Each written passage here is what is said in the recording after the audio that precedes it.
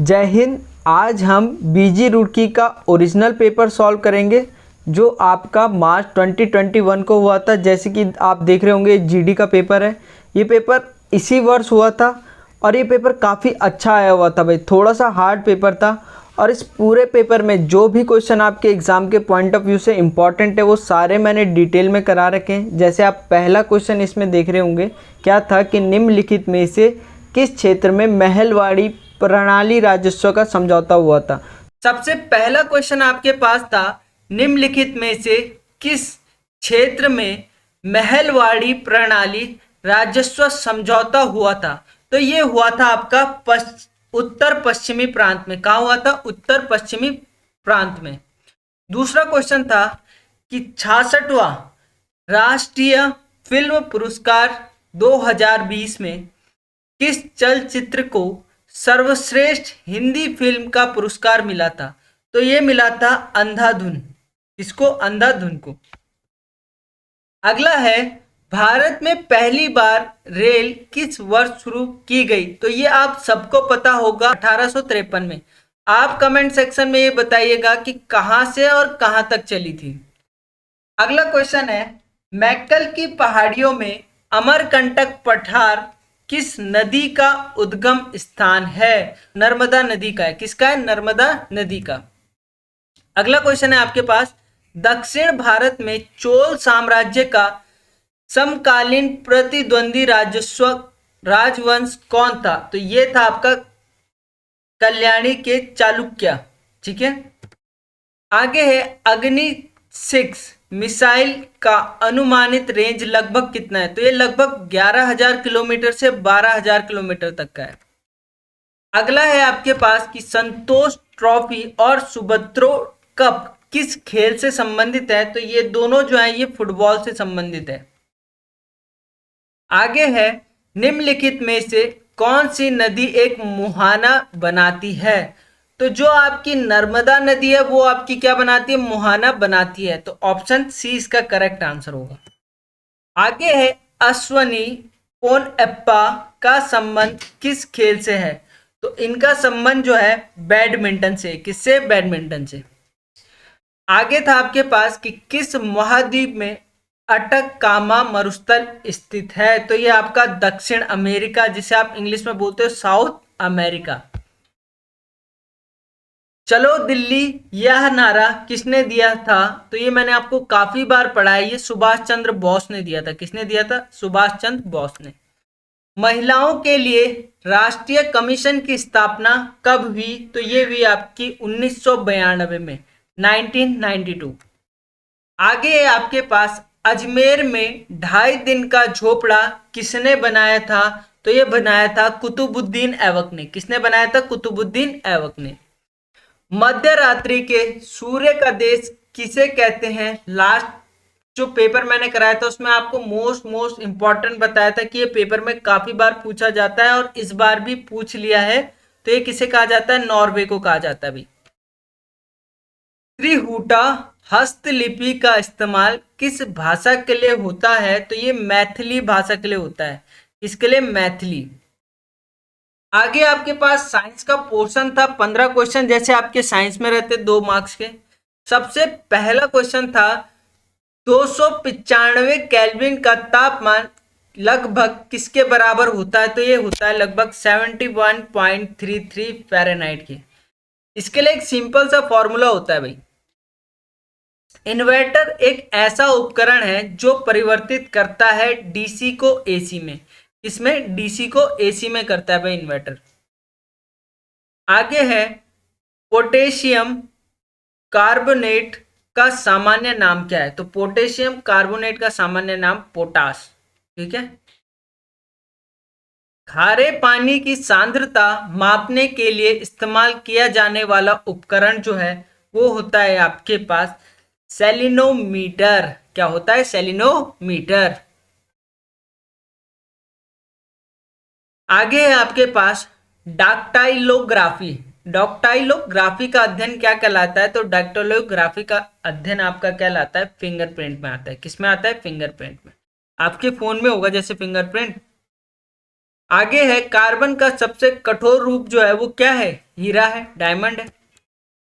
पत्तियों में मौजूद हरे रंग का वर्णक को क्या कहते हैं, तो उसे क्या कहा जाता है, क्लोरोफिल कहा जाता है भाई। लेंस डैश से बनता है, तो लेंस जो है फिलट ग्लास से बनता है। किससे बनता है, फिलट ग्लास से। ग्रीन हाउस प्रभाव मुख्य रूप से वायुमंडल में वृद्धि की वजह से, तो किसकी वृद्धि के, कार्बन डाइऑक्साइड की वृद्धि की वजह से भाई। आगे आपके पास वेल्केनाइज्ड रबड़ का आविष्कार किसके द्वारा किया गया, तो यह किया गया चार्ल्स गुडियर के द्वारा। निम्नलिखित तत्वों के बीच में ध्वनि सबसे तेज चलती है, तो सबसे तेज ध्वनि किसमें चलती है, स्टील में चलती है भाई। आगे है डायलिसिस का प्रयोग किसके इलाज के लिए किया जाता है, तो डायलिसिस तब किया जाता है जब आपकी किडनी, गुर्दे क्या हो जाते हैं, फेल हो जाते हैं, गुर्दे की निर्बलता के लिए। जब आपकी किडनी फेल हो जाती है दोनों, तो ब्लड चेंज होता है, तो उसे डायलिसिस कहा जाता है भाई। अस्थायी निकायों के नियम को किसके द्वारा खोजा गया, तो ये आर्किमिडीज के द्वारा खोजा गया। किसके द्वारा, आर्किमिडीज। बंदूक से छोड़ी गई गोली में क्या होता है, तो उसमें जो सिद्धांत लगता है, वो ऊर्जा जो लगती है उसे क्या कहा जाता है, गतिज ऊर्जा कहा जाता है भाई। अब हम मैथ्स का पोर्शन स्टार्ट करेंगे। इसमें आपके पास 31 से लेकर 45 क्वेश्चंस तक होंगे। ठीक है, पहला क्वेश्चन आपका 31 वाला। ठीक है, सॉल्व 2.81 प्लस 0.02 प्लस 0.01। आपने इसको क्या करना है, हल करना है। ठीक है, यहाँ पे सारे आपको क्या दिए हैं, प्लस में दिए हैं। तो देखिए यहाँ पे क्या होगा, 2.81, फिर आपके पास है 0.002, देन 0.01। तो ये आपने क्या करना है, डायरेक्ट ऐड कर देना है। तो इसमें आपके लाइक डेसिमल्स नहीं है, तो आप इनको लाइक डेसिमल्स बना सकते हैं, यहाँ आप 0 कर सकते हैं। आपने इनको ऐड कर देना है। यहाँ आ जाए आपका 2, यहाँ पे भी आपका 2, यहाँ पे आ जाएगा 8 और यहाँ पे आ जाएगा 2। तो इसका आंसर हो जाएगा आपका डी वाला। Moving on to next question, solve the sequence. आपको इस सीक्वेंस को सॉल्व करना है। आपको एक सीक्वेंस दी गई है, ठीक है, श्रेणी दी गई है, आपने इसको सॉल्व करना है। तो इसमें क्वेश्चन देखिए आपका क्या गिवन है, 2, then 3, then 5, then 9, then 17, then 33, then 65 और इसके बाद वाला नंबर आपको पूछा गया है। ठीक है, यहाँ पे हम इनका डिफरेंस देखें तो 2 और 3 के बीच का डिफरेंस आपका 1, 3 और 5 के बीच का डिफरेंस आपका 2, 5 और 9 के बीच का डिफरेंस आपके पास 4, 9 और 17 के बीच का डिफरेंस आ गया 8, 17 से 33 का डिफरेंस देखा जाए तो 16, 33 से 65 के बीच में देखा जाए तो यहाँ पे आपका कितना आ रहा है, 32। तो आप यहाँ पे डिफरेंस को देखिए, ये लगातार आपका 2 गुना हो रहा है। 1 का 2 टाइम्स आपका 2, 2 का 2 गुना 4, 4 का 2 गुना 8, इसी तरीके से ये होता जाएगा। तो 32 का 2 गुना आपका कितना आ जाएगा, 64, और आप इसको ऐड करेंगे तो इसका आंसर कितना आ जाएगा, 129। इसका आंसर हो गया ए। एक और तरीका है, आप इसको सॉल्व कर सकते हैं। पहला है आपके पास 2, then 3, then 5, then 9, then 17, then 33, 65 और उसके बाद का नंबर पूछा है। तो इसमें एक और लॉजिक लग रहा है। देखिए यहाँ पे अगर आप इसका 2 गुना करें और उससे 1 माइनस कर दें, 2 2 4 माइनस 1 3, 3 2 6 माइनस 1 5, 5 2 10 माइनस 1। तो इसी तरीके से ये सीरीज चलती जा रही है।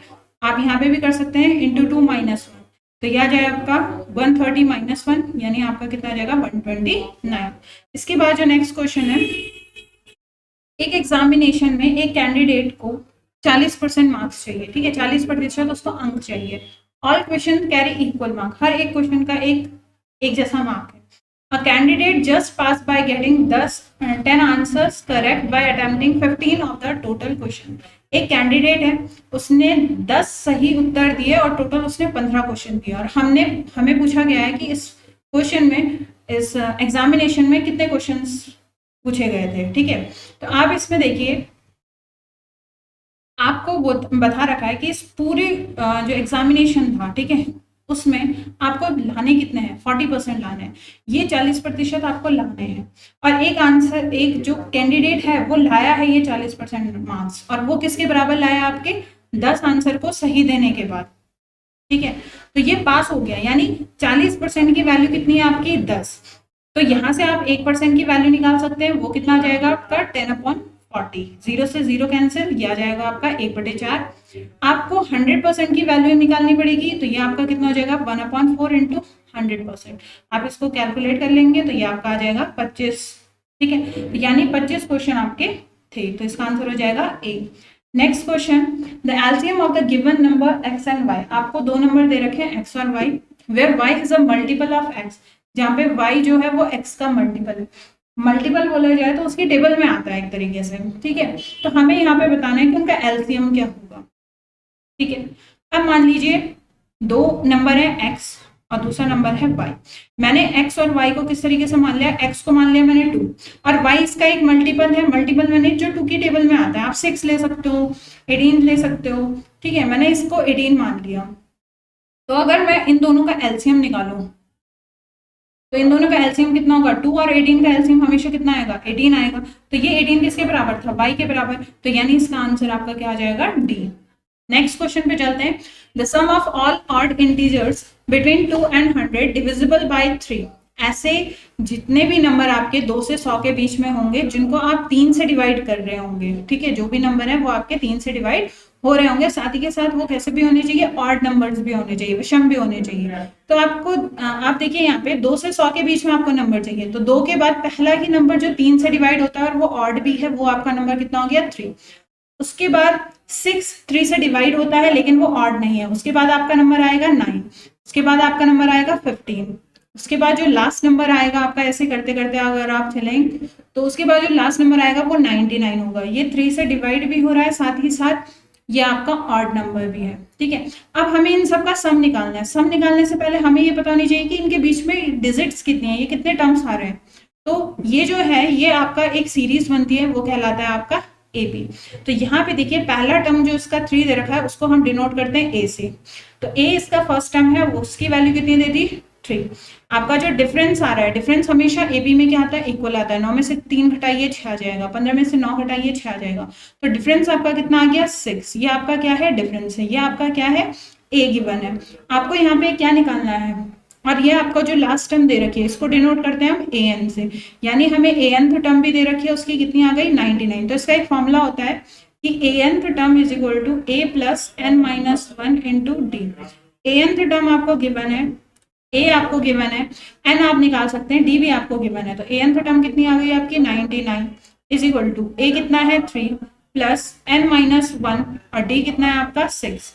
यहाँ से आप क्या कर सकते हैं, ये 3 प्लस में है, ये इधर जाएगा तो ये आपका माइनस में हो जाएगा, is equal to n-1 into 6। ये आपका चला जाएगा 96 is equal to n-1 into 6। ये 6 मल्टीप्लाई में आप इसको डिवाइड में ले जाएंगे तो ये बन जाएगा 96/6 इज इक्वल टू n-1। आपने इसको डिवाइड किया, 16 6 96, ये आ जाएगा आपका 16 इज इक्वल टू n-1। ये -1 जब दूसरी साइड जाएगा तो आपका कितना हो जाएगा, 17। ये आ गई आपकी नंबर ऑफ टर्म्स, यानी इनके बीच में ऐसे 17 नंबर्स हैं जो कि 3 से डिवाइड हो रहे हैं और साथ ही साथ वो ऑड इंटीजर भी है। अब आपने क्या बताना है, इनका सम कितना होगा, यानी अब हमारे पास एक फॉर्मूला होता है कि सम ऑफ n टर्म्स, ये कितने टर्म्स हैं हमारे पास, 17 टर्म है, इन सम का कितना सम होगा, ठीक है। अब इसका एक फॉर्मूला होता है कि Sn का फॉर्मूला होता है n/2 A plus Anth term, ठीक है। Number of term divided by 2, A first term plus last term. आपका नंबर ऑफ टर्म कितनी है, 17/2, A कितना गिवन है आपको 3, Anth कितना टर्म गिवन है 99, 17/2 3 इंटू 99 दैट मीन्स 102। आप इसको डिवाइड करेंगे, ये आ जाएगा 51, ठीक है। आप इसको मल्टीप्लाई करेंगे तो इसके लास्ट में 7 है, तो इन दोनों में से एक हो सकता है B और C में से, तो डायरेक्ट आपको मल्टीप्लाई करने की जरूरत नहीं है। 17 को 51 से मल्टीप्लाई कर रहे हैं तो ऑब्वियसली आपका आंसर क्या हो जाएगा, C हो जाएगा। इसके बाद जो नेक्स्ट क्वेश्चन है, if the roots of px² plus qx plus 2 is equal to 0। आपको एक इक्वेशन दे रखी है, उसके रूट्स गिवन है, ठीक है। रूट्स माने यानी x की वैल्यू आपको गिवन है, ठीक है। उसने बोला कि वो जो x की वैल्यू आएंगी वो एक दूसरे के रेसिप्रोकल आएंगी, तो हमें बताना है कि इनमें से कौन सी चीजें सही होंगी, p की वैल्यू क्या आ रही होगी आपकी, ठीक है। देखो आपको जो इक्वेशन गिवन है वो आपके पास है px² plus qx plus 2 is equal to 0, यानी आपको एक क्वाड्रेटिक इक्वेशन दी गई है, ठीक है। इसमें x की पावर कितनी है, 2 है। 2 पावर क्या डिनोट करता है कि x के यहाँ पे कितने फैक्टर्स आ रहे होंगे, कितने रूट्स आ रहे होंगे, 2 रूट्स आ रहे हैं। मान लीजिए मैंने 2 रूट्स क्या मान लिए, एक रूट्स मैंने इसका मान लिया, एक रूट मैंने इसका मान लिया y, ठीक है। दूसरा रूट कितना होगा, उसने बोला कि जो दोनों रूट है वो एक दूसरे के रेसिप्रोकल है, अगर एक y है तो जो दूसरा रूट है वो आपका कितना हो जाएगा 1/y। ठीक है, तो ये दो उसके रूट आ गए। तो आपके पास जब भी एक क्वाड्रेटिक इक्वेशन होती है, ठीक है, उसका एक जो जनरल पैटर्न होता है क्वाड्रेटिक इक्वेशन का, वो होता है ax² + bx + c = 0। ठीक है, यहाँ पे इस वाले इक्वेशन से हम इस वाले इक्वेशन को क्या करेंगे, कंपेयर करेंगे। अगर आप यहाँ पे कंपेयर करते हैं तो a की वैल्यू आपकी कितनी आ जाएगी p, b की वैल्यू कितनी आ जाएगी q, और c की वैल्यू आप कंपेयर करेंगे तो कितनी आ जाएगी 2। ठीक है, अब देखो जो ये स्टैंडर्ड इक्वेशन होती है इसके लिए एक फॉर्मूला होता है कि जो प्रोडक्ट ऑफ रूट्स हो, प्रोडक्ट ऑफ रूट्स, ठीक है, रूट्स का जो प्रोडक्ट होगा वो हमेशा c/a की वैल्यू के बराबर आता है। c आपका कोई भी नंबर हो सकता है, कुछ भी कांस्टेंट टर्म हो सकती है, और a क्या है आपका x² के आगे जो कोफिशिएंट आ रहा है ये a है। ठीक है, तो प्रोडक्ट ऑफ रूट्स, रूट्स कौन कौन से गिवन है आपको, एक y गिवन है और दूसरा रूट गिवन है आपको 1/y। इसकी वैल्यू c, अगर हम कंपेयर करें तो हमने c की वैल्यू निकाली 2 और a की वैल्यू कितनी निकाली थी p। y से y आपका कैंसिल आउट हो जाएगा, 1 = 2/p। आप इसको क्रॉस मल्टीप्लाई कर सकते हैं, p की वैल्यू आपकी कितनी आ जाएगी 2। तो इसका आंसर आपका हो जाएगा d।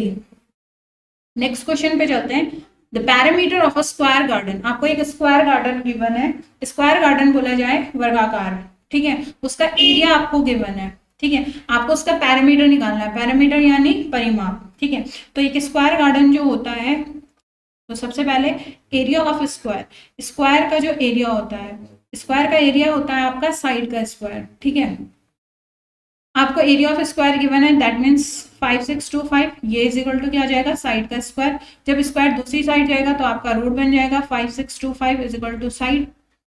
ठीक है, अब आप इसका रूट निकालेंगे तो ये आ जाएगा आपका 75, इसका स्क्वायर रूट होगा, यानी साइड आपके पास कितनी आ गई 75। अब आपने क्या निकालना है उसका पैरामीटर। देखो पैरामीटर ऑफ स्क्वायर का फॉर्मूला क्या होता है, parameter of square, parameter of square का फॉर्मूला होता है आपका 4 × साइड। आपको साइड गिवन है, आप उसको 4 से मल्टीप्लाई कर दीजिए, आपको साइड कितनी गिवन है 75, तो इसका आंसर कितना हो जाएगा आपका 300 मीटर। तो इसका आंसर हो जाएगा आपका डी वाला 300 metre. Moving on to next question, हमारा 38 question. With the average speed of 40 kilometre, मान लीजिए कोई एक एवरेज स्पीड दी गई थी एक ट्रेन की, अ train reaches it's destination in time. अगर वो 40 किलोमीटर प्रति घंटे की स्पीड से चल रहा है तो वो जो ट्रेन थी वो टाइम से कहीं जो उसको जाना था वो टाइम से वहां पे पहुंच रही थी। If it goes with average speed of 35, देखो अब उसने एवरेज स्पीड क्या कर दी अपनी घटा दी, अब कितनी कर दी 35 किलोमीटर। तो अगर उसने घटा दी तो वो आप लेट ही पहुंचेगा, तो वो लेट कितने मिनट से पहुंचा 15 मिनट से वो लेट पहुंचा। द टोटल जर्नी इज, आपको क्या पूछा गया है कि जो आपकी जो जर्नी थी कितना ट्रेन ने ट्रेवल किया है वो आपको निकालना है। ठीक है, मान लीजिए, ठीक है, ये एक पॉइंट था, यहाँ से आपको बी जाना है, तो यहाँ से यहाँ की डिस्टेंस ही तो क्या कहलाएगी, उसकी जर्नी कहलाएगी। एक जगह से दूसरी जगह जहाँ वो पहुंची वही तो उसकी जर्नी कहलाएगी। मान लीजिए ये जर्नी कितनी है उसकी x किलोमीटर की है। ठीक है, पहले उसकी एवरेज की स्पीड कितनी थी 40 की, और अब उसकी एवरेज स्पीड कितनी हो गई है 35 की, यानी अब उसको ज्यादा टाइम लग रहा है और पहले वाला वो टाइम पे पहुंच रहा था। तो उन टाइम का डिफरेंस, जो बाद का टाइम है और जो पहले का टाइम था, उन टाइम का डिफरेंस कितना आया है 15 मिनट आया है।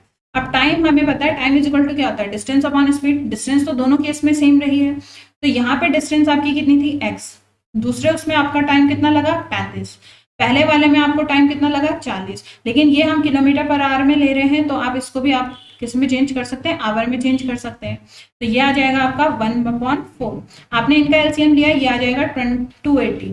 ठीक है, 35 और 40 का एलसीएम लेंगे तो वो आ जाएगा आपका 280। यहाँ पे हम एलसीएम लेके भी दिखा सकते हैं, इनका कॉमन फैक्टर बन जाएगा 7, 5, 8।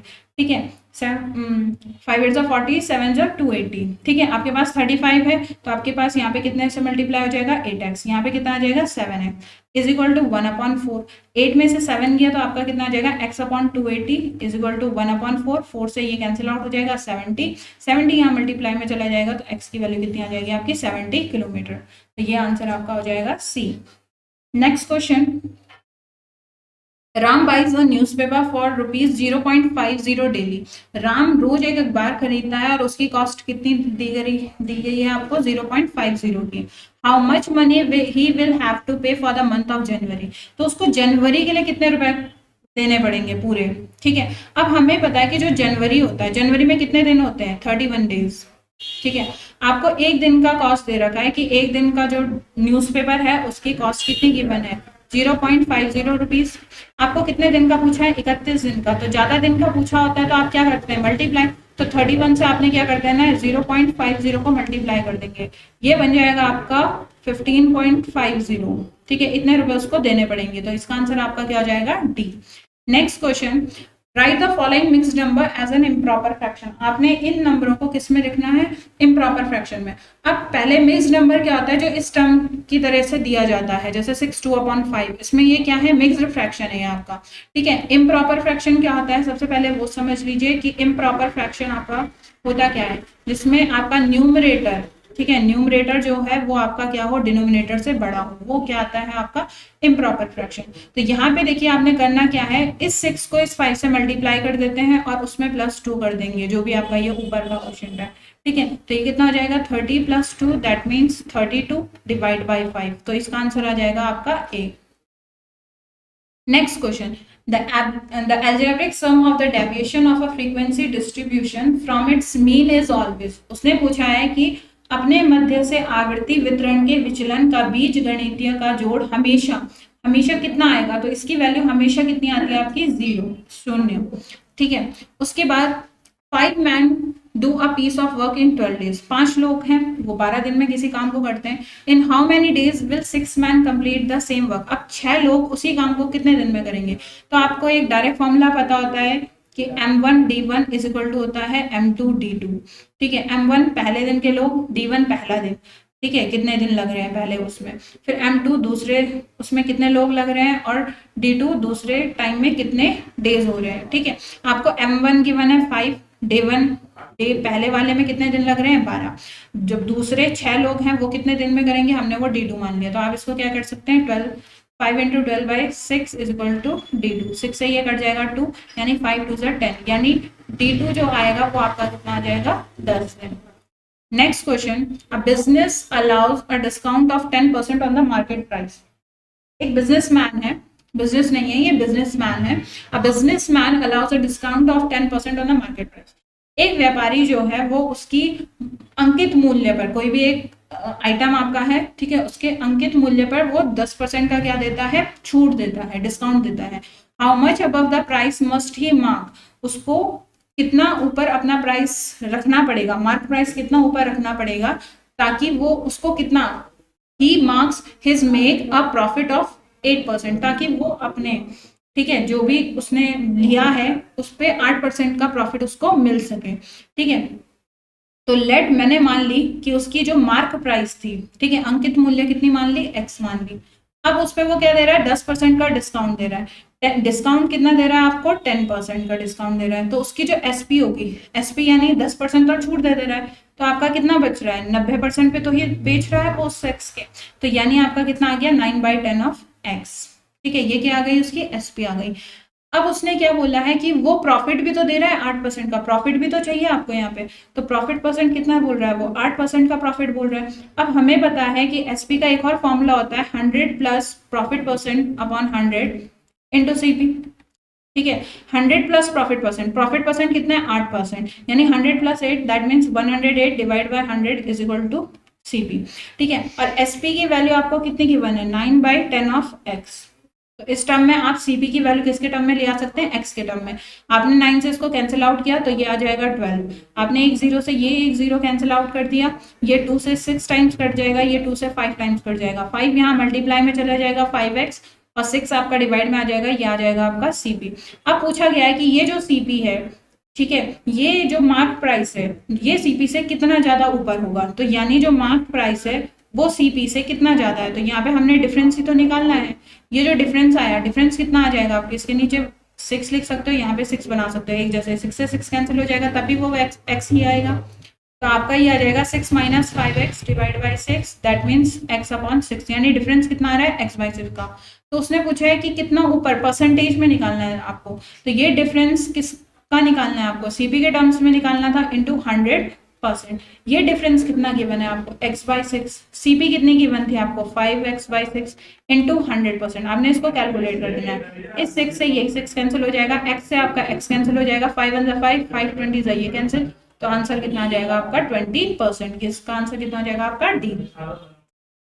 नेक्स्ट क्वेश्चन आपको गिवन है कि x प्लस 1/x की वैल्यू कितनी गिवन है 2। x प्लस 1/x की वैल्यू कितनी गिवन है 2। हमें किसकी वैल्यू निकालनी है, then the value of X square plus 1/x square, इसकी वैल्यू आपको निकालनी है। तो देखिए यहाँ पे सिंबल x है और यहाँ पे क्या है एक्स स्क्वायर है, तो आप क्या कर सकते हैं, इसका होल स्क्वायर कर सकते हैं। आप क्या कर देंगे यहाँ पे स्क्वायरिंग बोथ साइड्स, आप क्या कर सकते हैं यहाँ बोथ साइड स्क्वायर कर दीजिए। तो स्क्वायर करा तो ये बन जाएगा x प्लस 1/x का होल स्क्वायर, ये बन जाएगा आपका 2 का स्क्वायर। यहाँ पे आपका फॉर्मूला बन जाएगा a प्लस बी का होल स्क्वायर। तो आपको वो फॉर्मूला भी पता होना चाहिए कि a प्लस बी का होल स्क्वायर का फॉर्मूला होता है आपके पास a square plus 2ab plus B square. ठीक है, तो ये फॉर्मूला यहाँ रखा देंगे और ये a की जगह आपका x है, b की जगह 1/x है, तो इसका फॉर्मूला बन जाएगा x का square plus 2a into B plus B square. तो ये फॉर्मूला बन जाएगा और 2 का स्क्वायर आपको पता है ये 4 हो जाता है, x का स्क्वायर x स्क्वायर हो जाएगा, इस x से ये x कैंसिल, आपका यहाँ पे बच जाएगा 2 और 1 का स्क्वायर 1, x का square x square is equal to 4। X square plus 1x square को आप ऐसे ही रखेंगे और ये 2 इधर माइनस में चला जाएगा, तो 4 माइनस 2 दैट मीन्स कितना आ जाएगा 2। आपका आंसर कितना आ जाएगा 2, दैट मीन्स ए वाला। नेक्स्ट क्वेश्चन आपको गिवन है कि the cost of 2 tables, 2 table की कॉस्ट एंड 3 चेयर की कॉस्ट 3500 गिवन है, यानी 2 टेबल और 3 कुर्सियों की कुल लागत आपको कितनी गिवन है 3500 रुपए गिवन है। ठीक है, the cost of 3 tables and 2 chair, और 3 टेबल और 2 चेयर की कॉस्ट कितनी गिवन है 1000 गिवन है। 3 टेबल और 2 कुर्सियों की लागत ₹4000 है। तो ये क्वेश्चन जो इंग्लिश में है ये थोड़ा मिसप्रिंट हुआ है, इसको आप क्या बना देंगे 4। ठीक है, तो यानी आपको जो ये गिवन है कि 3 टेबल और 2 चेयर है उनकी कॉस्ट कितनी है 4000 है। ठीक है, आपको किसकी निकालनी है, एक चेयर और एक टेबल की कॉस्ट आपको निकालनी है कि उनकी कितनी लागत आएगी। तो अगर हम यहाँ पे मान लो लेट कॉस्ट ऑफ 1 टेबल, हमने क्या मान लिया कि एक जो टेबल है उसकी कॉस्ट मैंने मान ली ₹T। ठीक है, कैपिटल T। दूसरी मैंने मान ली कॉस्ट ऑफ 1 चेयर, एक चेयर की कॉस्ट कितनी मान ली मैंने, मान लो ₹C। ठीक है, तो मैंने कितनी टेबल खरीदी पहले केस में, मैंने खरीदी 2 टेबल, 2 टेबल की कॉस्ट प्लस और 3 चेयर खरीदी, 3 चेयर की कॉस्ट, ये पूरा कितना बच गया आपका 3500। एक इक्वेशन आ जाएगी। दूसरा उसने क्या बोला है कि 3 टेबल और 2 चेयर की कॉस्ट वो कितनी गिवन है 4000 गिवन है, तो ये आपको कितना है सेकेंड इक्वेशन। यहाँ क्वेश्चन में देखिए आप किसी भी इन दोनों इक्वेशनों को सॉल्व करेंगे। अब ये सॉल्व आप किसी भी मेथड से कर सकते हैं। आप क्या कर सकते हैं यहाँ पे इनमें से किसी भी एक को एक जैसा बना दीजिए। ठीक है, मान लीजिए चेयर को एक जैसा बना दीजिए या टेबल की कॉस्ट को एक जैसा बना दीजिए, नंबर ऑफ टर्म्स जो बन रही है। ठीक है, तो आप इसको क्या कर सकते हैं 3 और 2 का एलसीएम आपके पास आता है 6। ठीक है, तो मैं इसको अगर 6 बनाना चाहूँ तो मैंने इसको 2 से मल्टीप्लाई कर दिया और इसको किससे मल्टीप्लाई कर दिया 3 से, तो मेरी पहली इक्वेशन पूरी की पूरी 2 से मल्टीप्लाई हो जाएगी। तो 2 2 कितना हो जाएगा आपका 40 plus 3 2 6C is equal to 35 दूना 70, यानी ये हो जाएगा मेरा 7000। अगर मैं यहाँ 3 से करूँ तो 3 3 90 plus 3 2 6C is equal to 4 3 12 12000। अब इनको क्या कर सकते हैं माइनस कर सकते हैं, मैंने माइनस करे तो माइनस करने पे साइन चेंज हो जाएंगे। प्लस का 6 माइनस का 6 ये आपका कैंसिल हो जाएगा, प्लस का 4 माइनस का 9 यानी माइनस का 5T, प्लस माइनस का माइनस, तो 9 में से 4 गया 5, लेकिन साइन किसका आएगा जो बड़ा होता है, इज इक्वल टू 12000 में से 7000 चले गए तो कितने बचेंगे 5000, लेकिन आएगा किसका साइन माइनस का, क्योंकि 12 बड़ा है। इस माइनस से ये माइनस कैंसिल हो जाएगा, टी कितना आ जाएगा आपका 5000 डिवाइड बाई 5, दैट मीन्स ये कितना आ जाएगा आपका 1000 रुपए। ये किसकी कॉस्ट आई मेरे टेबल की कॉस्ट, टेबल की कॉस्ट मेरी 1000 रुपए आ गई। अब मैं इनमें से किसी भी एक इक्वेशन में रखूं या इनमें से किसी भी एक इक्वेशन में रखूं तो वहां से मेरी चेयर की कॉस्ट आ सकती है। तो मैं अगर फर्स्ट इक्वेशन से ही ले लेती हूँ, ठीक है, तो 2 इंटू मेरी टेबल की कॉस्ट कितनी थी 1000 रुपए plus 3C is equal to 3500 रुपए। ठीक है, 2000 plus 3C is equal to 3500 रुपए, यानी 3C इज इक्वल टू, ठीक है, ये 3500 है। ठीक है, 3500 ये इधर चला जाएगा तो माइनस का 2000, आपने इसको किया तो ये आ गया 1500, यानी 3C बराबर कितना आ गया 1500। मैं इसको सॉल्व करूं तो C इज इक्वल टू कितना आ जाएगा 1500 डिवाइड बाई 3, 3 से मैं इसको कैंसिल आउट करूंगी तो मेरा आंसर कितना आ जाएगा 500। तो टेबल की कॉस्ट 1000, चेयर की कॉस्ट 500। तो आपको क्या निकालना था, एक टेबल प्लस एक चेयर की कॉस्ट। एक टेबल की कॉस्ट आ गई 1000 रुपए, एक चेयर की कॉस्ट आ गई 500 रुपए। तो आप इनको ऐड कर देंगे तो टोटल कितने सौ रुपए आ जाएंगे, 1500 रुपए आपका आंसर हो जाएगा। तो इसका आंसर हो जाएगा आपका बी। उसके बाद नेक्स्ट क्वेश्चन, इसमें कुछ हमारे रीजनिंग के क्वेश्चन भी गिवन थे, तो उनमें से देखिए 46 नंबर का question, choose out of odd one. इनमें से जो विषम है उसको क्या करना है, हमने अलग करना है। ठीक है, यहाँ पे हमें कुछ टर्म्स दी गई हैं, ये सारे के सारे आपके किसी चीज से रिलेटेड होंगे और इनमें से एक आपका क्या होगा, अलग होगा। तो यहाँ पे देखिए कारपेंटर, बढ़ई, बार्बर, नाई, टेलर, दर्जी, ब्लैक स्मिथ, लोहार। तो इसमें जो अलग है वो है आपका बार्बर। क्यों, बाकी के सारे ठीक है, बाकी के सारे जितने भी हैं आपके, वो सारे के सारे किसी मशीन या किसी औजार से रिलेटेड हैं, लेकिन आपका जो नाई है वो उनसे रिलेटेड नहीं है।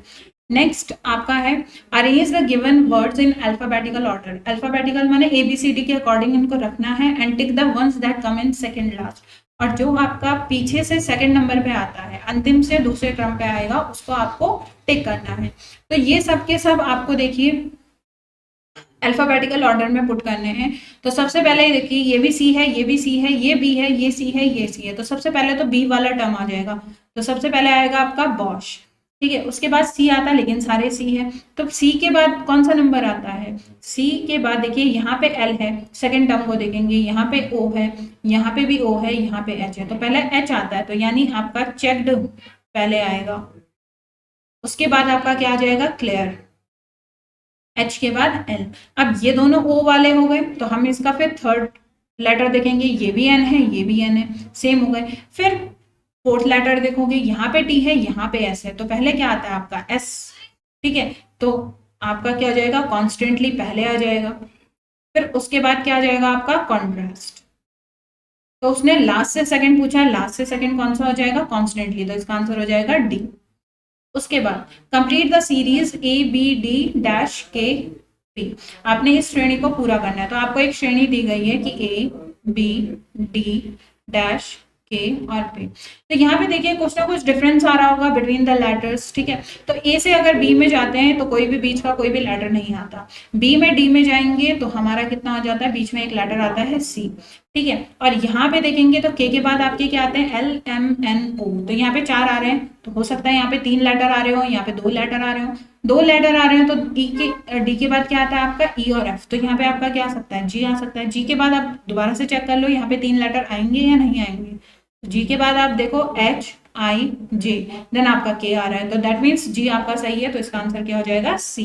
Next question, select the odd word. जो इसमें ऑड है वो आपने अलग करना है, जो इसमें विषम शब्द है उसको हटा देना है। ठीक है, ट्रेन, रेल, बस, बोट, नाव, व्हील, पहिया। तो इसमें आपका आंसर हो जाएगा डी, व्हील। क्योंकि ये सारे के सारे क्या है, मीन्स ऑफ ट्रांसपोर्ट है, ये इधर से उधर जाने के काम आते हैं आपके, जबकि पहिया नहीं है।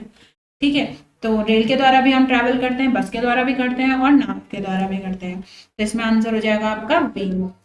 नेक्स्ट क्वेश्चन, और ये लास्ट क्वेश्चन था, awake is coded as ZVZJD। What is the code for friends. आपको किसका कोड निकालना है, फ्रेंड्स का कोड निकालना है। आपको क्या गिवन है, अवेक, AWAKE। अवेक का कोड गिवन है आपको ZVZJD। आपको किसका कोड निकालना है, फ्रेंड का कोड निकालना है। ये इंग्लिश में थोड़ा मिसप्रिंट हो रखा है, ये फ्रेंड्स नहीं होगा, ये आपका क्या होगा, फ्रेंड होगा। आपको फ्रेंड का कोड बताना है, क्योंकि 6 ही कोड का दिया है, आंसर में भी देख लीजिए आप। ठीक है, यहाँ पे देखिए ए से पहले आपका क्या आता है, Z। ठीक है, ऐसी UVW, V से पहले क्या आता है, W। तो ये एक माइनस हो रहा है। ऐसी A से पहले Z आता है, J के बाद K आता है, तो यहाँ -1, हमेशा -1 हो रहा है। यहाँ पे भी -1 -1 -1। E से पहले D आता है, तो एक एक लेटर कम हो रहा है। तो F से पहले क्या आएगा आपका, E आएगा। R से पहले क्या आएगा, Q आएगा। I से पहले क्या आएगा, H आएगा। E से पहले आपका क्या आएगा, D। N से पहले क्या आएगा आपका M, और इस D से पहले आपका क्या आएगा, C। तो EQHDMC, ये आपका कौन से टर्म में आ रहा है, लास्ट वाले में। तो ये इसका आंसर हो जाएगा। ठीक है, थैंक यू।